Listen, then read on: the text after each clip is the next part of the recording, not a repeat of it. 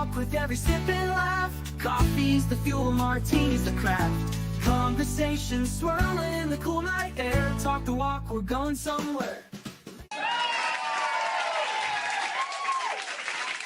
Woo! Good morning, Alan. Good morning, Leanne. I love our jingle. It motivates me. It motivates me too. Like, puts me in the right headspace. Yeah. And look,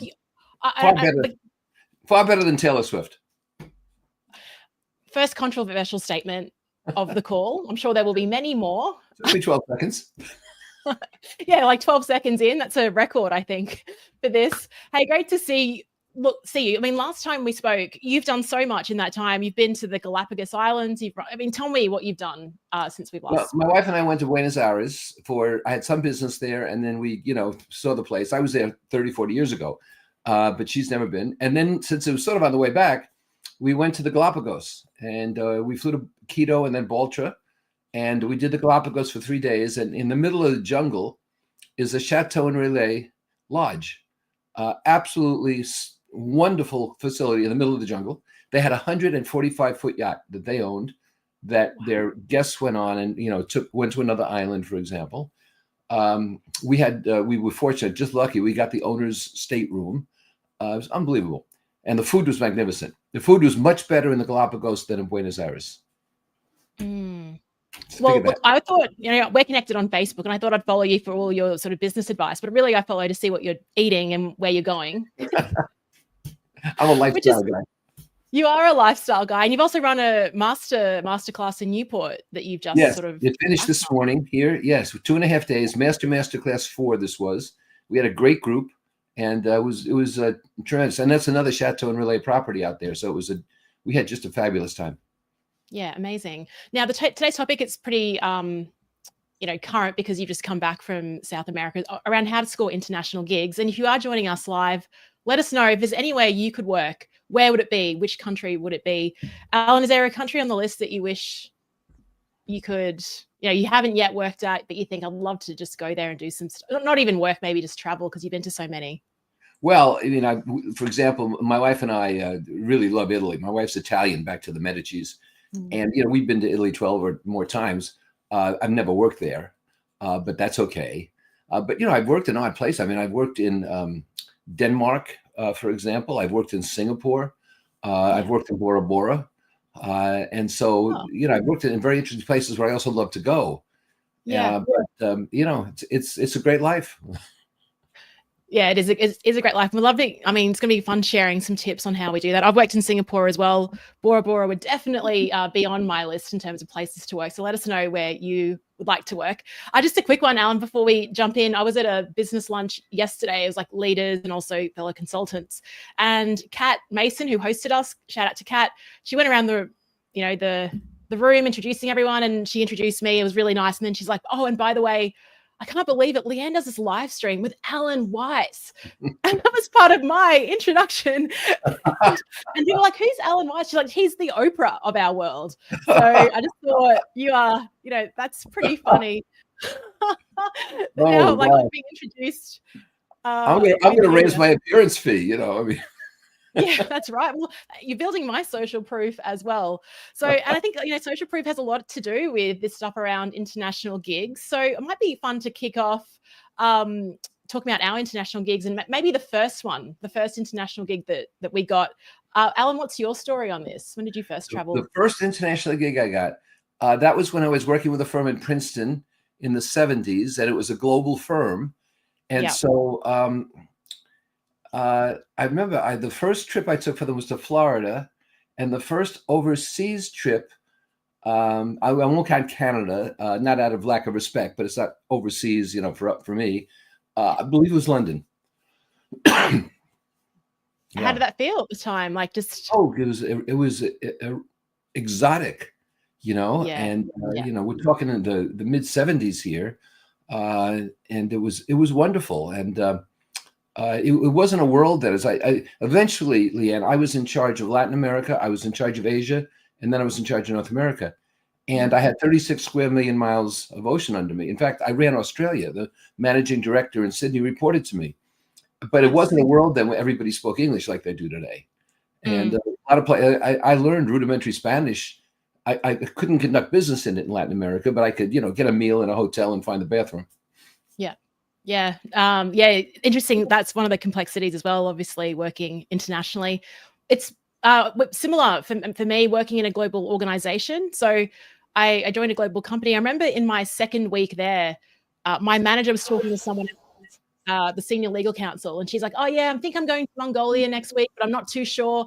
And I was like, "What? This is like a normal conversation." And I think working in a global business, my first trip internationally was to Canada. And when you work in a global business, it just becomes a normal way of approaching business. And I think having that background makes it seem like it's normal. Whereas if you don't come from that, I think it would be kind of a really difficult mindset shift to think that you could possibly work overseas. Do you think?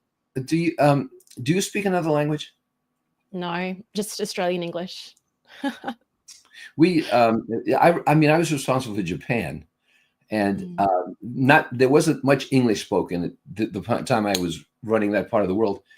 And we had somebody from the Japan office come to our office in Princeton, and people's habit was to scream at him because he didn't understand English. So they would yell at him, "Do you want a soda?" Right? And one day he said, "Please, can't speak English, not deaf." Oh, you see that overseas all the time, though. Or people try to like slow down their pronunciation, and it's like a game of charades, really. Now we've got Google Translate, which actually can do it. I had a 30-minute chat with a taxi driver in Bangkok just through Google Translate. Yeah, I have some notes on that I want to talk about today. Yeah, great. And just shout out, g'day, Lada. Great to have you here.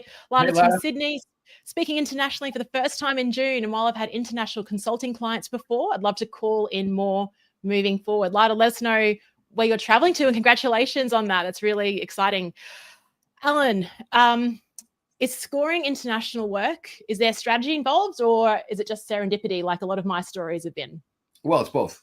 I think you have to take anything you can get. So if it's serendipity, you have to be on the outlook for opportunism. You have to understand what's happening. But I'd like to just run this down rapidly here, not take a lot of time, but just to give people an idea that this is not as hard as it seems. Number one, you look for U.S., in my case, U.S., in your case, Australian, somebody else, Canadian, but you look for operations in your country that have extensions overseas.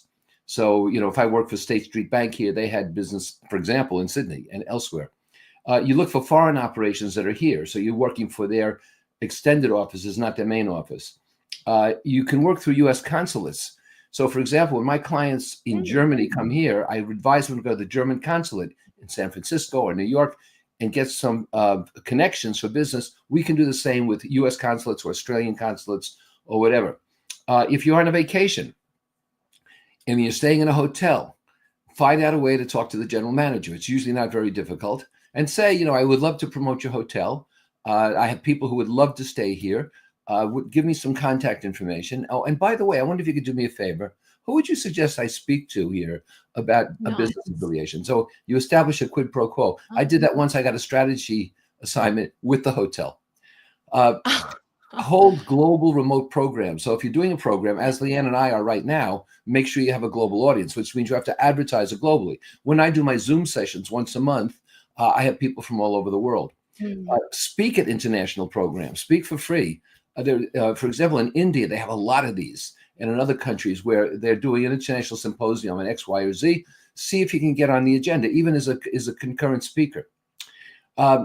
Attend global conferences. If you're traveling or you can travel, go to a conference in London or Paris or wherever it happens to be.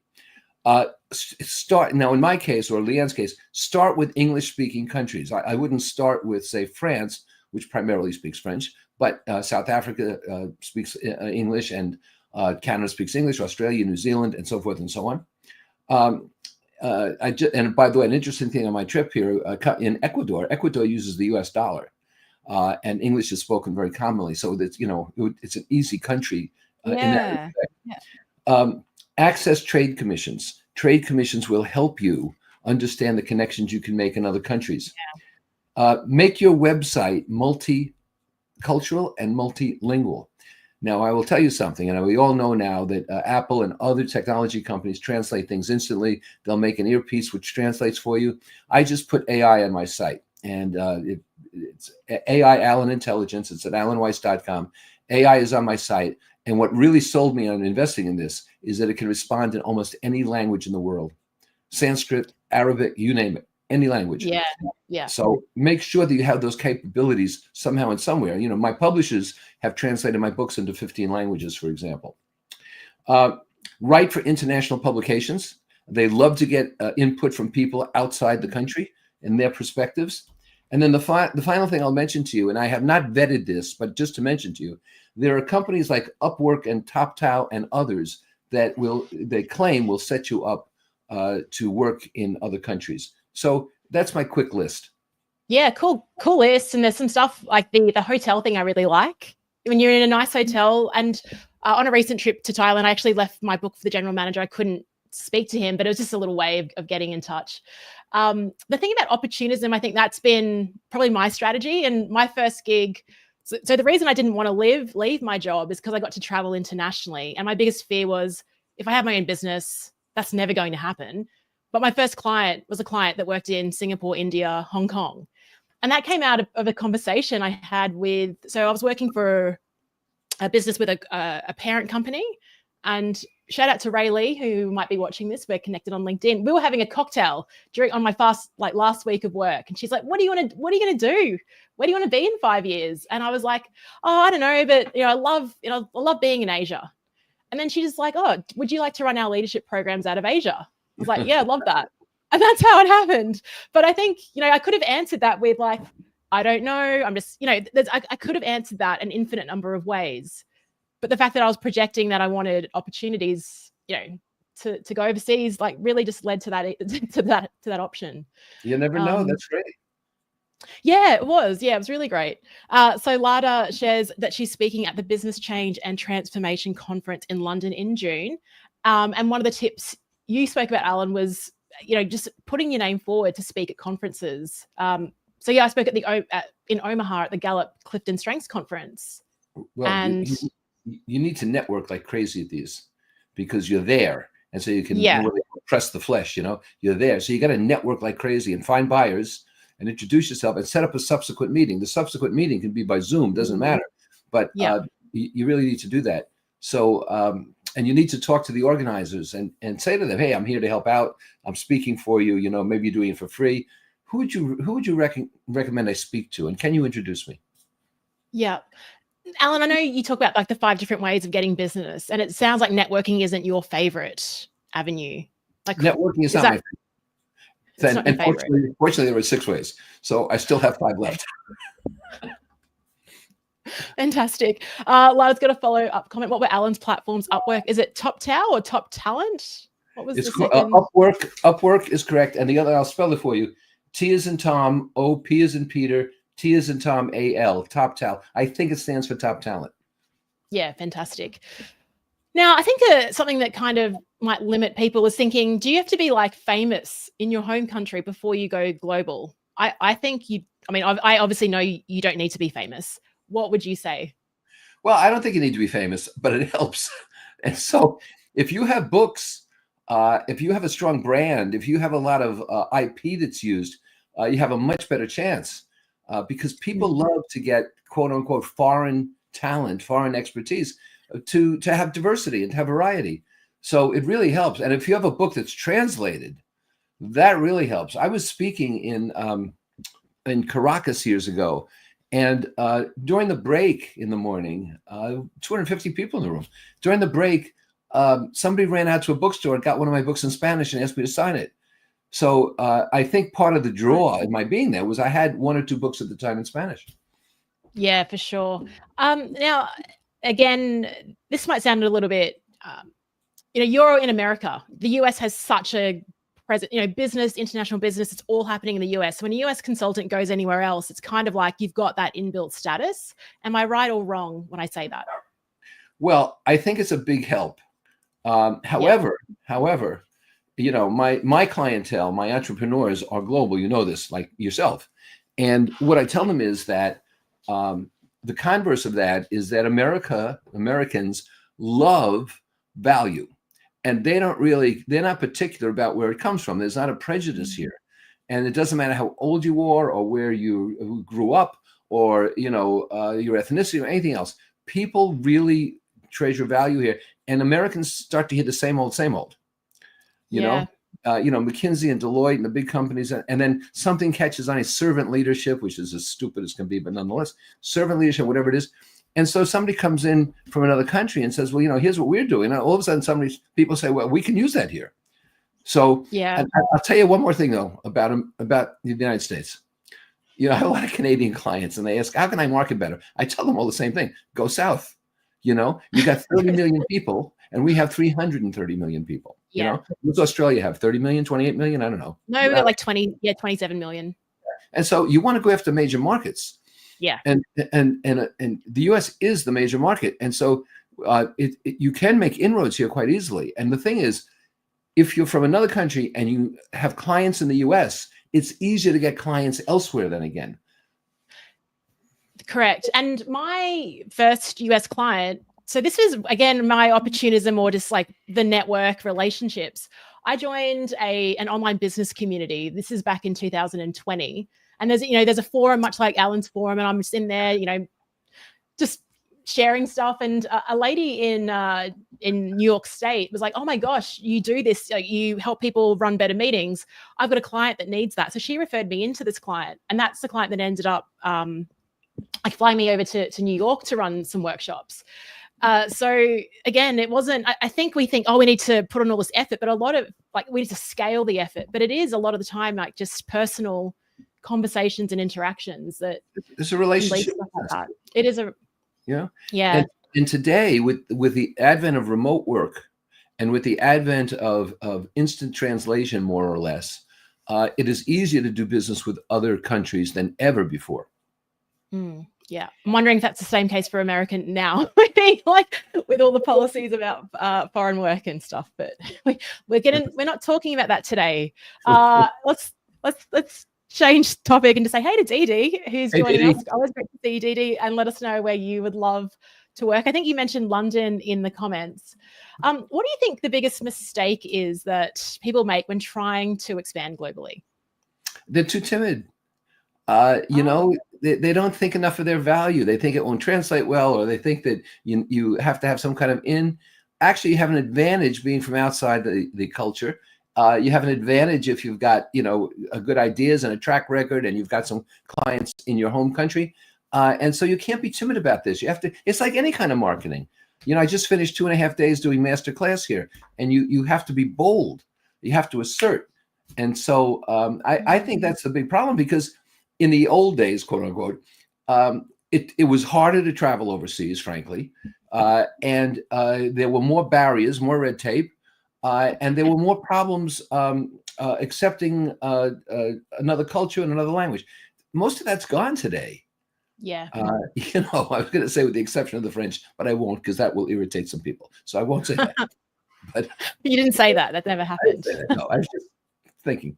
I just find that I'm welcomed, and people are eager to host you. And it's wonderful, Yeah. I've been to Australia 19 times. I don't keep going back because, it's a long ways. You know that as well as I do. But I don't keep going back because, I need the money. I keep going back because I love the place. And I don't only have clients, I have friends. And I tell a lot of Canadians, I've been to more Canadian cities than they have. So. Yeah. And I think your advice around being timid just applies to everything in terms of being your own boss, running your own business as well. Dr. Tracy Stanley, great to see you, Tracy. We spoke on a panel, was it last month or the month before? She says, I agree, you can't be too timid. Be bold. Lada says, yes, I have a blog post, how to get a job in Australia when you're not an Australian. Oh, so this is great. She also shares she'd love to work in France, doesn't speak French. So we just kind of joked about that. Maybe Amsterdam, Scandinavia, New Zealand, and Canada. And Alan, you spoke about Australia. I'd love to get you back. Something I'm playing with is an idea of a 2-day kind of a consultants convention. Would love to get you in as a guest speaker for trip number 20. So we'll see if we can make that happen. I would love to do that. I love Australians because Australians are very, very much like New Yorkers. You can have an argument and you disagree, and then you say, well, okay, let's go have a beer. It's never personal. No, I mean, it's never personal. It's not polarizing. And that's what you just have funny accents, but otherwise it's just like New Yorkers. Yeah, I feel like when I was in New York running this workshop, I was exotic for the first time in my life. People loved the accent. I was hamming it up. I was hamming it up. You got to do that. That's a workshop you need to do. The hamming it up workshop. That would be perfect. I would love to do that. I mean, yeah, but you're an expert in that too, I think. So maybe we talk about that next time. So let's just say, Alan, I'm a coaching client of yours. You say to me, Leanne, you have to go east. You have to go to the US. Let's just say I give myself 90 days to concentrate effort on building up a market in the US. What should I do? Well, I think you should come up with IP that you think is exciting for your ideal buyers. Then I think you should ask yourself, what are my ideal buyers in the United States reading? Where do they hang out? Where do they appear? And that will tell you where to publish, where to speak, where to network, and so forth. I also think you ought to use all of your contacts in Australia who have contacts in America and really ring that, because all the Australians I know have contacts in the US. And so I would go to all of them and say, look, here's my plan. And the final thing is, and this is important for everybody watching this, when you get an assignment overseas, you tell everybody you know, because somebody will say, hey, while you're there, why don't you see so-and-so? And like you said before, serendipity, but sometimes you'll be introduced to someone who will make the trip even more worthwhile. Yeah. And there really is, I know we live in this virtual world now, but there isn't really nothing more powerful than being in the country you're targeting and just meeting local connections there as well. So yeah, I love that. Lada says, I know we aren't talking visas, but that is a practicality, especially with current US crackdowns on visa breaches. Do your client sponsor invite you so you can get a business visa? That's happened for me for, in India and Hong Kong and Mongolia. I've had those sponsored visas. I don't know if we want to be on the record talking about this. Well, no, look, it's really not going to be difficult. It's not going to be difficult. You might have to jump an extra hurdle, but it's not difficult. And I'll tell you something. I've been to over 60 countries, and I probably worked in 2/3 of them. But what I'm finding is I'm traveling today, including third world kind of countries, is that the immigration and custom process has been wonderfully mechanized, has been automated, and much of it better than anything in the US. And so you're putting a passport on something, or you're doing a retinal scan, and you're in, and they're not even inspecting luggage. They're probably inspecting with some kind of infrared devices. But I don't think that's a problem. And I think for a long time, especially people in Canada where I would speak and so forth, they tell me it was impossible to get into the US. And I would show them 4 or 5 people who are my clients who worked in the US all the time. And so my feeling is, if anybody anywhere is doing it, then you can do it. Yeah, love it. And that's again about being not being timid and being bold as well. Melanie Gibbons, g'day, says the biggest barrier we have found is international clients or organizations like the UN have previous international experience as one of the criteria. Okay. So what she's saying is, how do you get international when that's the roadblock? How do you get it without? Don't work for the UN. It's as simple as that. If you have a strong brand and you have strong IP, private organizations want to and can hire you. And they won't demand international experience. If you have it, they might consider it an advantage, or they might not even care about it. But if you're dealing with bureaucracies, like the UN is a huge bureaucracy, and they have irrelevant metrics, criteria, just ignore them, go around them.